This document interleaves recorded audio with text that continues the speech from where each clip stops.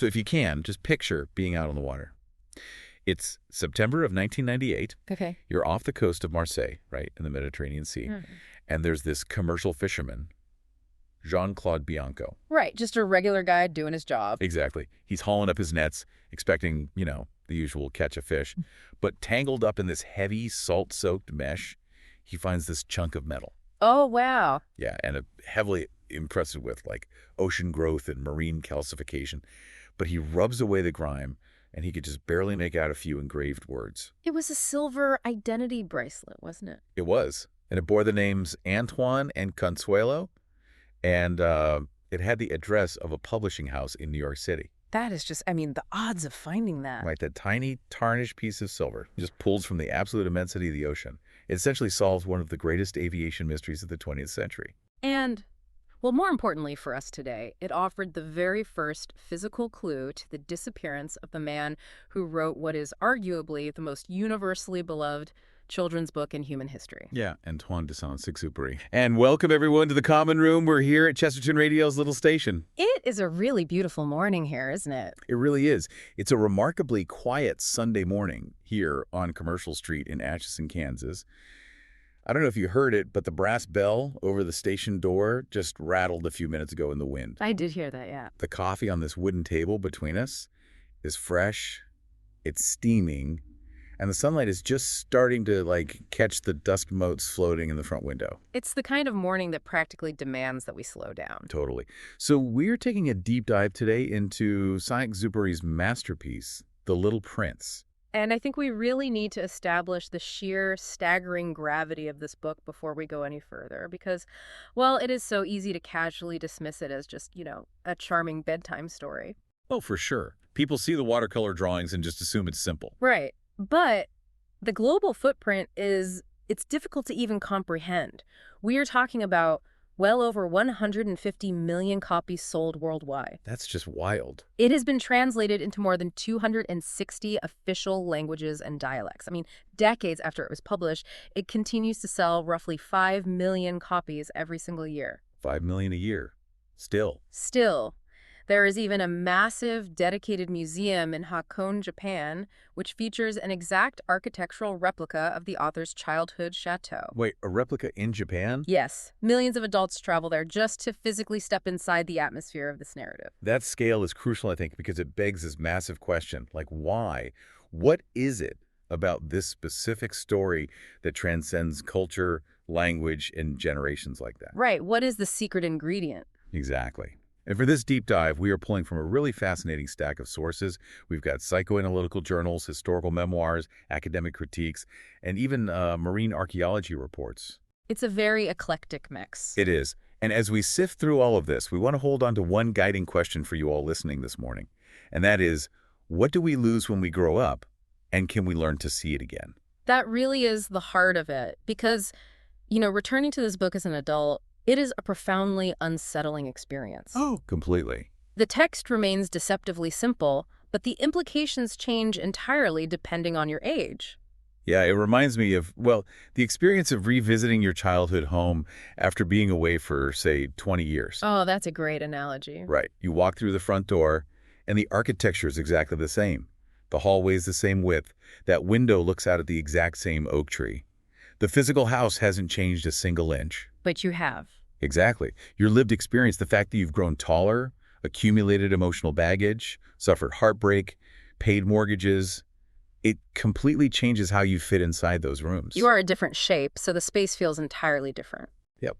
So let's start right at the front door of that childhood home, which in the book is the famous problem of seeing. Right. So the narrator opens the book by recounting an experience from when he was 6 years old. He read a book about the jungle and was inspired to make his very first drawing. The famous drawing. Yes. He draws a boa constrictor in the process of digesting an elephant. Which, to be fair, looks like a large undulating lump. It does. But when he proudly shows his masterpiece to the grown-ups and asks if it frightens them, they are completely bewildered.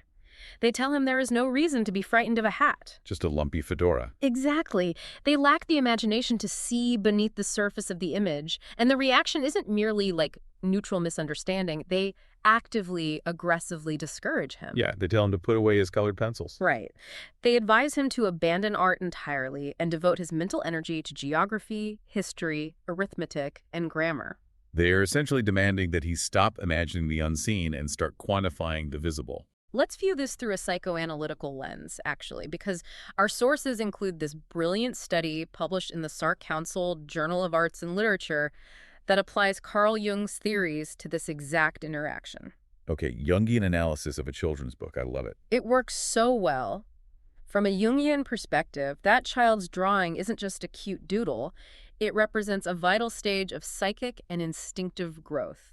It is a pure expression of the unconscious mind trying to articulate the mystery of the world. But the adults ruin it. They do. They respond with what Jung termed concretistic explanations. Let's pause there, because concretistic explanation sounds like a really dense textbook term. What does that actually mean in the context of a 6-year-old holding a piece of paper? Well, think of it like someone explaining a joke until all the humor is completely drained out of it. Oh, the worst kind of person. Exactly. A concretistic explanation reduces something spontaneous, symbolic, and alive into something rigid, literal, and dead. The child is presenting a symbol of hidden power, a snake eating an elephant, and the adult reduces it to a mundane piece of clothing. By doing this, the adult world stifles the freedom of the child's psychic development. Yeah, and the SparkNotes thematic analysis of the book categorizes this under the dangers of narrow-mindedness. The narrative establishes immediately that the adult world is dull, superficial, and blind to the abstract. While children remain sensitive to underlying mysteries. Right. But I kind of want to challenge the way that theme is often interpreted, though. Go for it. Is Saint-Exupéry actually arguing that adult knowledge like math, grammar, geography is inherently corrupt or evil? Because I don't really buy that. No, I don't think so either. I mean, the man was an aviator who relied on incredibly complex mathematical navigation and geographical charts to literally survive his mail routes across the Andes and the Sahara. Yeah. He clearly valued adult knowledge. So what is the actual target of his critique here? That is a really vital distinction, and you're entirely correct about his reliance on technical skill. It isn't that arithmetic or history are inherently bad. The danger lies in the exclusivity of that literal worldview. Ah, the exclusivity, meaning it's all they see. Yes. The adult world in this book insists that only things which can be counted, measured, weighed, and cataloged possess any value. When you adopt that as your exclusive operating system, you become completely blind to meaning, value, and emotional connection. You lose the ability to see the elephant inside the snake because you just refuse to look for anything that isn't immediately obvious on the surface. You mistake the shell for the substance. And that specific blindness to the abstract is what directly creates the cast of totally absurd, hyper-literal adults that the little prince encounters when he eventually leaves his tiny asteroid. His grand tour of the cosmos. Yeah. Before he reaches Earth, he essentially goes on a grand tour of adult dysfunction. He visits a sequence of incredibly small planets, and each is inhabited by a single adult. And each of these adults represents a specific, isolated pathology of the grown-up world. Right, like the king. Yes, he meets a king who claims absolute rule over the universe, but who only issues orders that the universe is already going to follow anyway. It's so funny. If the sun is going to set at 7:40 p.m., the king magnificently commands the sun to set at 7:40 p.m. And then he feels very powerful about it. Yeah. And then he meets a vain man whose entire existence is predicated on being admired, but he lives alone. Right. He literally only hears praise. Any other form of communication just bounces right off of him. And then there is the drunkard, which is, I think, perhaps the most tragic and cyclical encounter. That part is so dark for a kid's book. It really is. Yeah. The prince asks him why he drinks, and the drunkard says, to forget. And the prince says, to forget what? And the drunkard replies, to forget that I am ashamed. And ashamed of what? Ashamed of drinking. It is a devastatingly concise portrait of addiction and the closed loop of adult misery. It really is. And then we have the geographer, who's an academic, who writes these massive, impressive books documenting the locations of oceans, mountains, and deserts. But he refuses to ever leave his desk to actually explore any of them. Right. He relies entirely on explorers to bring him data, but he completely divorces himself from the physical experience of the world he claims to understand. It is such a gentle but merciless satire? Merciless is the right word. Every single one of these adults proudly presents their entire identity to this visiting child, and the prince, using nothing but the basic, uncorrupted logic of childhood, just easily exposes them as totally hollow contradictions. Yep. But I feel like of all these encounters, the one that always strikes the deepest nerve, especially today, is the businessman. Oh, the businessman is the ultimate manifestation of the adult obsession with quantification. The prince finds him sitting at a desk, just frantically counting the stars. He doesn't even look at them. No, he doesn't admire their beauty at all. He just counts them, writes the number on a piece of paper, and locks that paper in a drawer. Because he believes that because he counts them and catalogs them, he literally owns them. Right. He is entirely consumed by the endless acquisition of a wealth that has absolutely zero practical or spiritual value. It perfectly captures a certain kind of modern sickness. How so? Well, it's like someone who buys a breathtaking, priceless Renaissance painting at auction. Right. Okay. They don't buy it to hang it on the wall in their living room, pour a glass of wine, and let the brushstrokes move them to tears. They buy it to lock it in a pitch-black, climate-controlled vault in Geneva so it can appreciate in financial value. That's a perfect parallel. They own the thing, but they are completely alienated from the essence of the thing. They possess the numbers on an appraisal sheet, but they have completely lost the beauty of the art. And the prince sees right through this. The businessman thinks he is engaged in matters of great consequence, but the prince essentially concludes that this man is not a human being, he is a mushroom. A mushroom. Yeah. Because he has never smelled a flower, he has never looked at a star, he has never loved anyone. However, there is one distinct exception on this cosmic tour. There is one adult who the prince does not find entirely ridiculous. Ah, yes. The lamplighter. The lamplighter. He lives on a planet so infinitesimally small that it only has room for a single street lamp and the man who tends it. And the tragedy of his planet is that it is turning faster and faster. A single day lasts only 1 minute. So the lamplighter is trapped in an endless, exhausting cycle of lighting the lamp and putting it out every 60 seconds. He has no time to sleep, no time to rest. Right. But, I struggle with the lamplighter being positioned as the quote-unquote good guy of the adult world. Why is that? Well, if we are critiquing adult dysfunction, isn't he just exhibiting a different pathology? Like he is mindlessly following an outdated order, lighting a street lamp every minute on a planet where nobody else lives. It seems arbitrary. Yeah, he's just a workaholic trapped in meaningless bureaucracy. Why does the psychological analysis in our sources give him a pass? It is a fair critique, and the prince actually does acknowledge the absurdity of the lamplighter situation, but the distinction really lies in the motivation. Okay. According to the psychological analysis, the lamplighter is the only adult the prince respects, because the lamplighter is sacrificing his own comfort for a larger duty. He's not doing it for himself. Exactly. He is the only character who is thinking of something besides himself. The king, the vain man, the businessman, they are all entirely trapped inside the claustrophobic borders of their own egos. Right. It's all me, me, me. Yes. But the lamplighter represents a communal value. He maintains a connection to a duty greater than his own self-interest, even if the execution of that duty has become tragic due to the rotation of his planet. So it's the posture of the heart that matters. He is serving a light for someone else, even if there is no one else there to see it. It shows a desperate, flickering glimmer of selflessness in an otherwise narcissistic adult universe. Precisely. The lamplighter provides a glimpse of external devotion.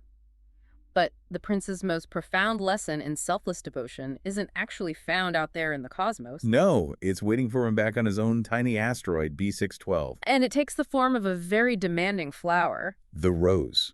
This really is the emotional epicenter of the entire narrative. It really is. The prince lives alone on his asteroid, pulling up baobab shoots and watching sunsets, until one day this mysterious seed blows in from space. It sprouts and blossoms into a unique, wildly complicated four-thorned rose. And the prince is immediately captivated by her beauty, but he is completely baffled and eventually exhausted by her behavior. She is incredibly dramatic. Very. She coughs to make him feel guilty. She demands he build her a screen to protect her from the wind and a glass globe to keep her warm at night. She boasts about her 4 meager thorns, claiming they can defend her against tigers. She is vain, capricious, and demanding.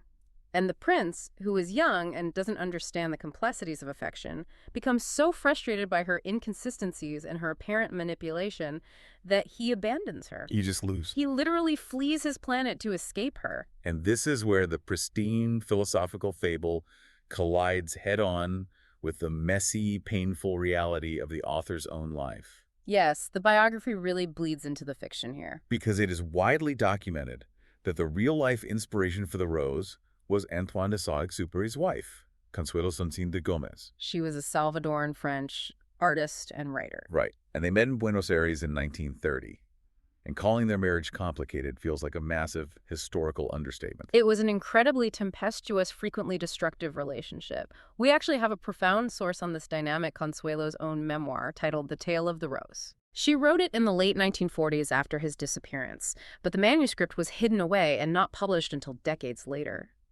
Looking at the Goodreads reviews and the literary analyses of her memoir, you get a painfully vivid picture of their life together. What was he like, from her perspective? Well, Antoine was a solitary, restless genius. He possessed this childlike appetite for extreme danger, constantly risking his life in primitive aircraft. He was frequently unapologetically unfaithful to Consuelo, and he could be emotionally exhausting, demanding, and cruel. Wow. And Consuelo was not exactly a passive participant in this chaos either. No, not at all. She hailed from El Salvador, which she often described as a land of volcanoes. And of course, the prince's tiny asteroid is defined by its active volcanoes, which he carefully sweeps out every morning. Right, the symbolism is very direct. Consuelo was his muse, but she was described by contemporaries as a frail, highly voluble, exotic, and capricious woman. She endured his constant abandonments. She suffered severe nervous breakdowns. She had affairs of her own. Yet they always, inevitably, magnetically returned to one another. She literally was the rose. She coughed, she demanded constant attention, she possessed her own sharp thorns, and she frequently drove him to the brink of insanity. But she was his rose. See, the contrast is incredibly jarring for me. How so? It is just unsettling to learn that the man who wrote so purely and beautifully about the responsibility of cherishing a single rose could be so careless and emotionally destructive with his real-life wife. Right, the hypocrisy. Exactly. He would leave her stranded in strange cities, carry on blatant affairs, and then write her these desperate, wildly poetic letters demanding her immediate return. Does knowing about his deep personal hypocrisy tarnish the purity of the story for you? You know, I think it does the exact opposite. Really? Yeah. If we view this through the Jungian psychoanalytic connection provided in our sources, it deepens the meaning of the text from a fairy tale into a tragedy. Explain that. Well, in the narrative, when the prince finally reaches Earth, he happens upon a garden containing 5,000 roses that look exactly like his. And he falls into the grass and weeps because he realizes his rose lied to him. Right, she said she was the only one of her kind in the universe. Exactly. She isn't unique in the universe at all. But later, he experiences a revelation. He returns to the garden and tells the roses that they are empty. He realizes his rose is unique, not because of her physical form, but because of the time, the water, and the care he invested in her. He says, "It is the time you have wasted for your rose that makes your rose so important." Yes. In Jungian terms, the rose functions as an unconscious memory brought to the conscious mind.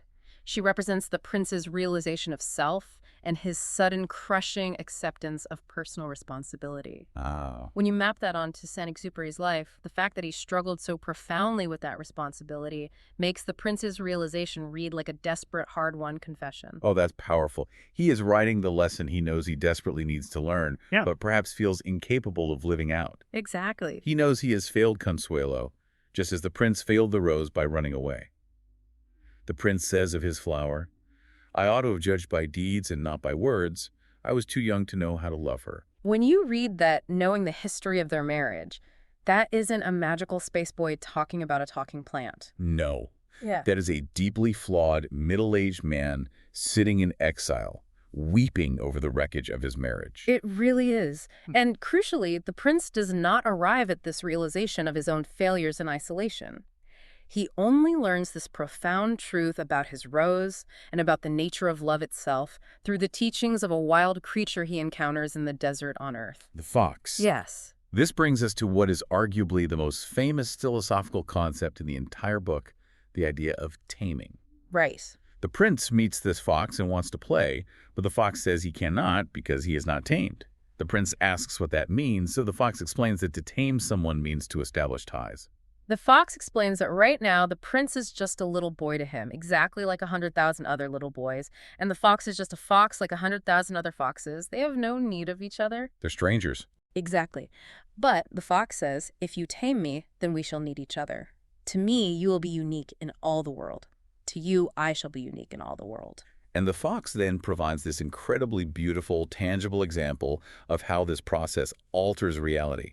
He points to the ordinary golden wheat fields in the distance. Right, the wheat. He explains that to a fox, wheat is completely useless. Foxes don't eat bread.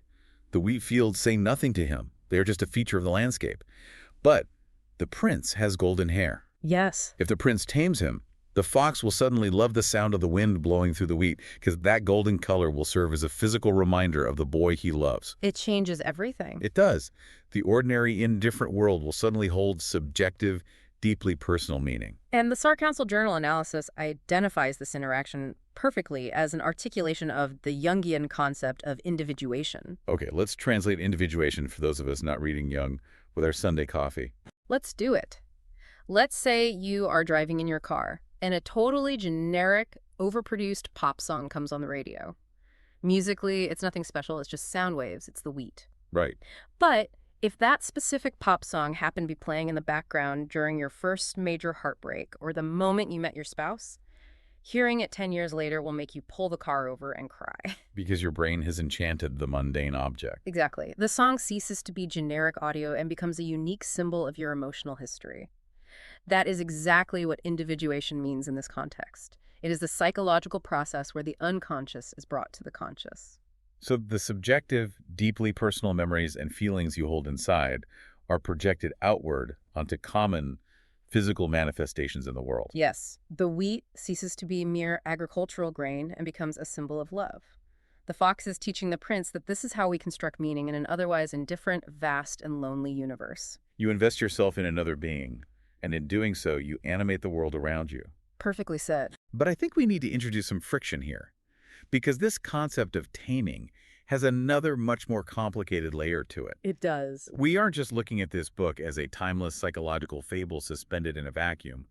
We have to look at the historical, political, and cultural context in which a French aviator was writing in the mid-20th century. Yes, and this is where we need to impartially present a very different, highly academic perspective from our sources. And just to be clear, we are sharing this strictly as an analytical viewpoint to broaden our understanding of how literature interacts with the history of its era. We aren't taking sides here. Exactly. So in the International Research in Children's Literature, a scholar named Puyan Nabipour offers a rigorous critique of the text through a post-colonial lens. Nabipour suggests that the story, particularly the repeated use of the word and concept of taming, contains distinct colonial overtones and imperialist sentiments. I want to make sure I understand the mechanics of this argument. How does the concept of a lonely boy making friends with a talking fox in the desert map onto French imperialism? Well, to understand the argument, you have to look at Saint-Exupéry's biography.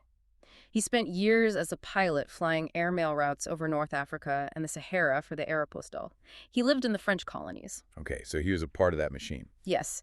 The academic argument is that the story deeply reflects early 20th century French attitudes toward North Africa and the Middle East. Wow, so? The narrative structure features an enlightened, seemingly superior outsider arriving in a wild, untamed land and initiating a process of taming the local inhabitants represented by the fox. I see. This mirrors the rhetoric of the French mission civilisatrice, or the civilizing mission, which was the justification for French colonial expansion. So the critique is that the fox is essentially a stand-in for the colonized subject who is asking the colonizer to tame him to give his life meaning. That is the thrust of the critique. Nabipour argues there is an ambivalent nature to the text's humanistic claims when you map them onto the historical power structures of colonization. The act of taming is presented as beautiful, voluntary, and mutually beneficial in the story. But historically, taming a foreign land inherently involves a coercive power dynamic where the wild subject is altered to serve the economic, emotional, or cultural needs of the tamer. That is an incredibly challenging thought to sit with. It is. Because how do we hold both of these truths at once? On one hand, we have this deeply moving, profoundly personal message about the responsibility of love. The famous line, you become responsible forever for what you have tamed. People read that at weddings. Exactly. And on the other hand, we have this rigorous academic critique pointing out the dark political realities of what it actually meant for a European man to talk about taming the desert and its inhabitants in the 1930s. It requires us to read with significant historical nuance. We can acknowledge that Saint-Exupéry was inevitably a product of his time, operating within and likely internalizing a colonial framework. But we can simultaneously recognize that his exploration of human isolation, the desperation of exile, and the need for connection transcends that specific historical framework. The desert in his writing functions as a dual space. Yes, it is a somewhat exoticized colonial backdrop. But it is also a harsh, unforgiving physical reality that strips away all human pretensions, all titles, all wealth, and forces a profound confrontation with mortality. And that duality, the romantic spiritual isolation of the desert versus its absolutely brutal, unforgiving physical reality, was something Saint-Exupéry didn't just imagine for a children's book. No, he did not. He knew it intimately, from the very edge of death.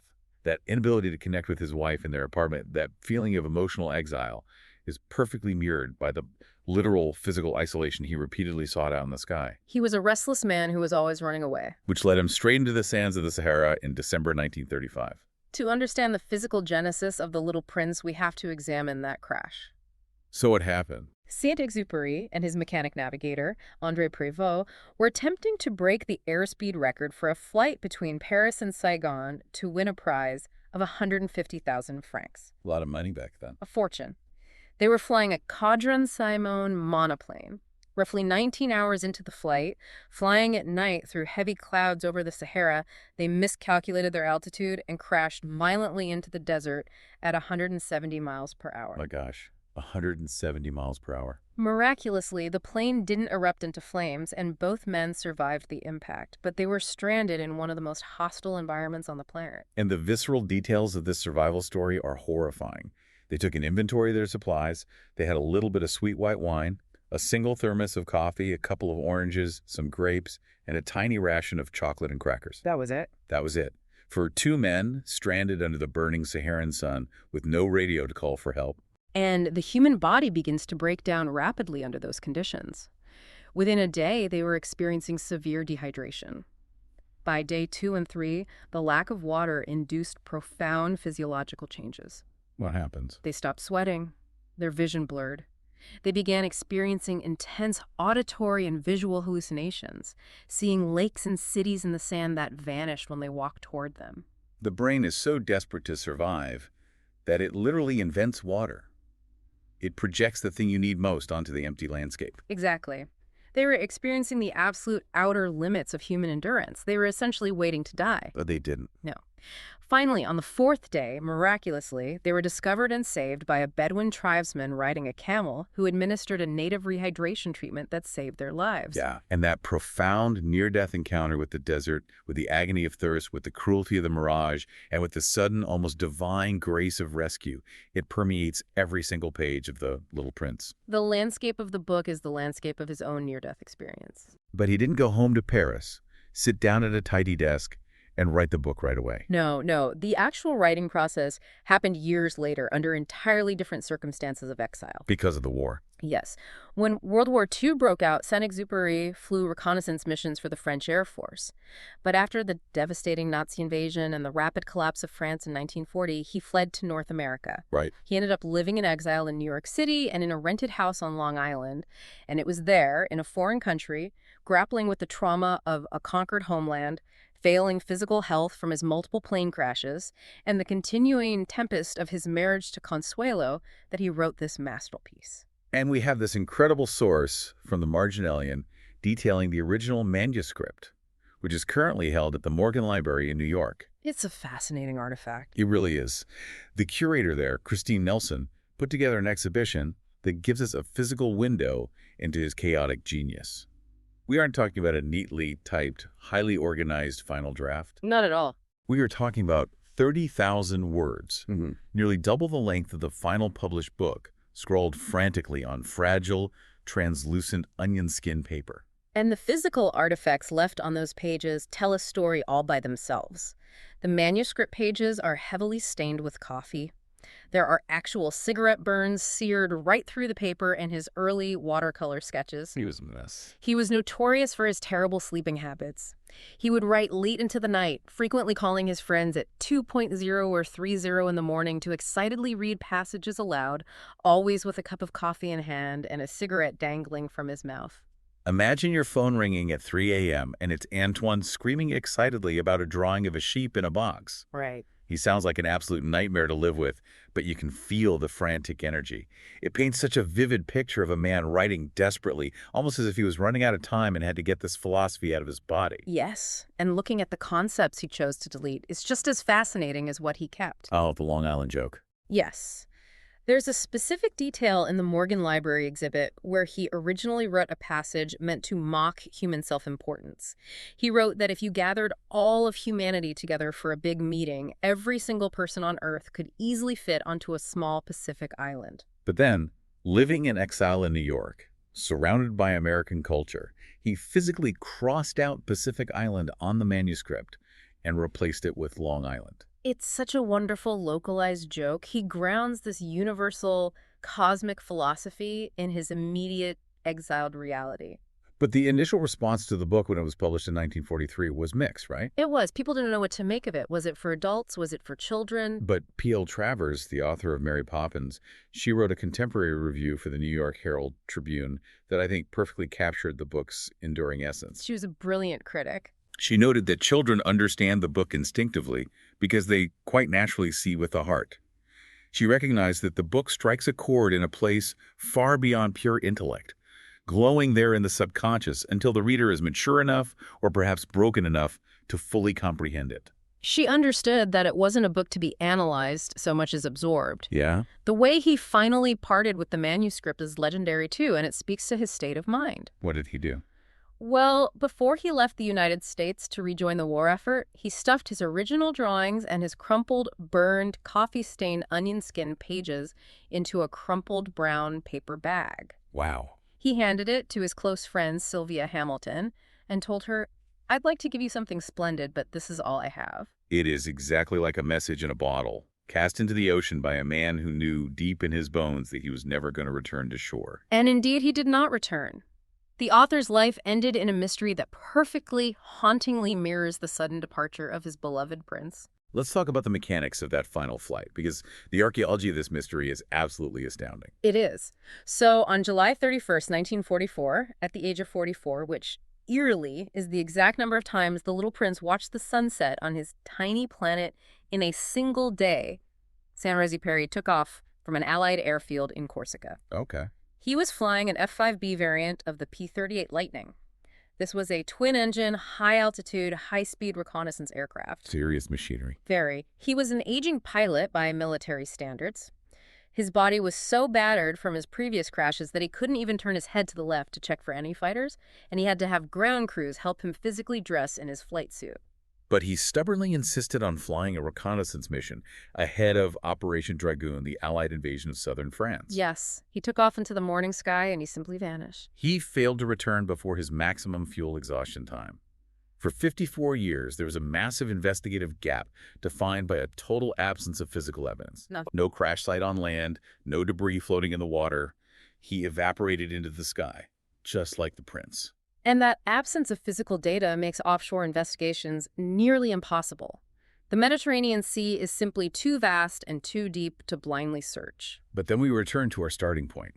September 1998, when Jean-Claude Bianco holed up that silver identity bracelet in his fishing nets near Marseille. It provided the first real datum point in half a century. But finding a bracelet in a fishing net doesn't tell you exactly where a plane is. It just narrowed the search grid from the entire ocean to a specific quadrant. Exactly. But it was enough.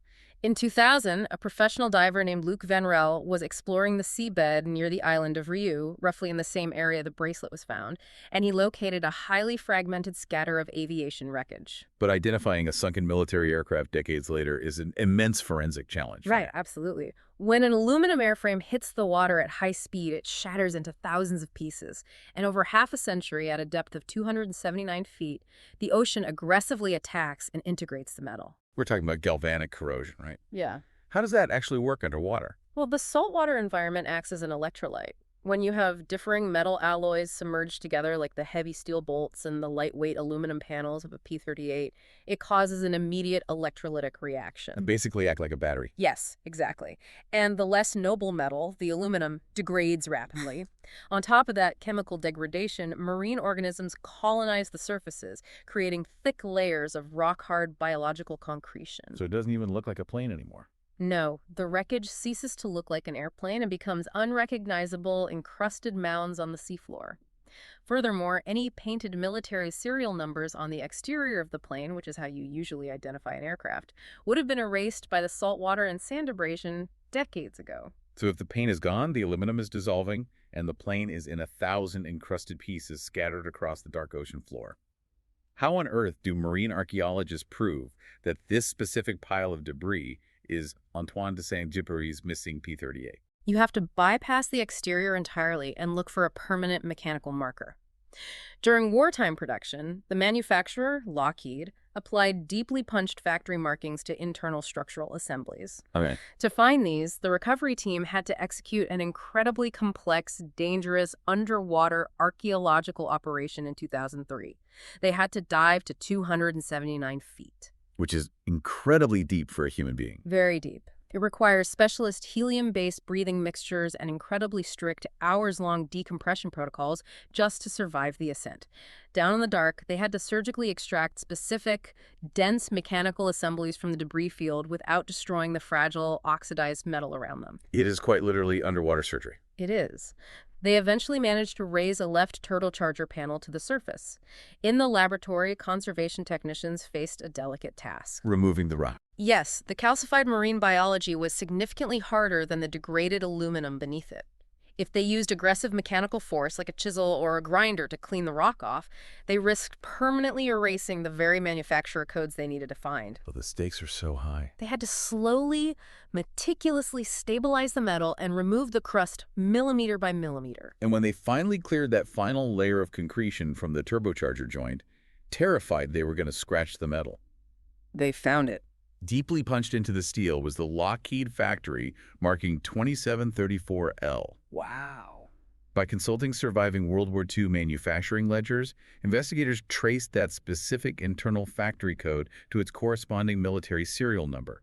It was a definitive archival match to USAAF serial number 4268223. They'd found his ship. They did.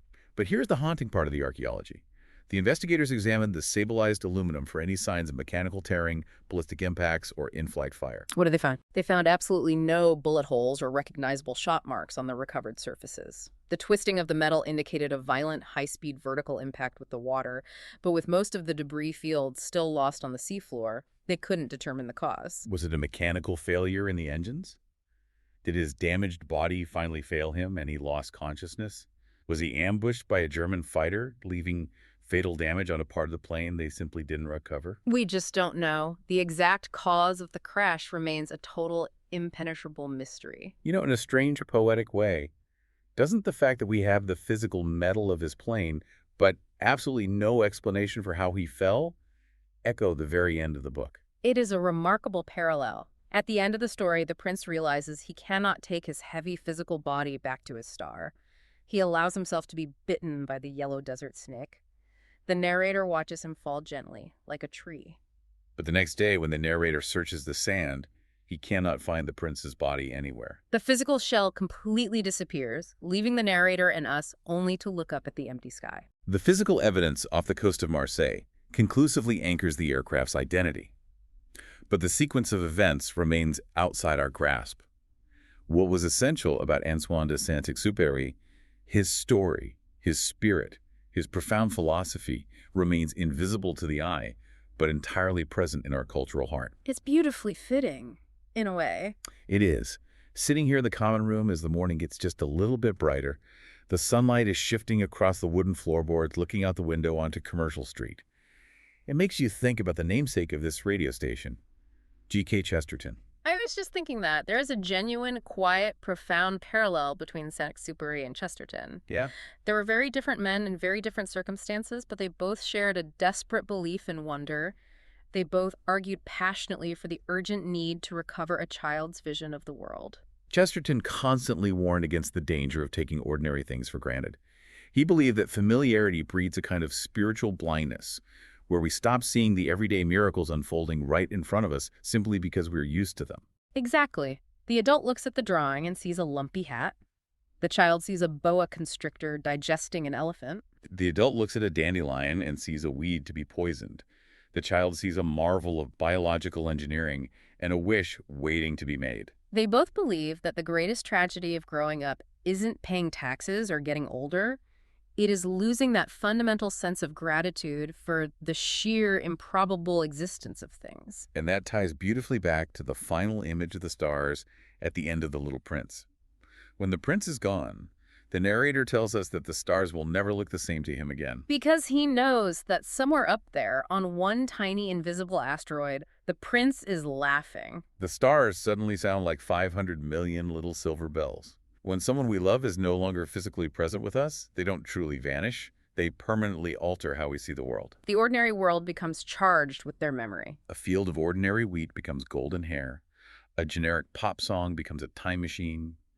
The night sky becomes a chorus of bells. It's a beautiful thought to hold on to. It really is.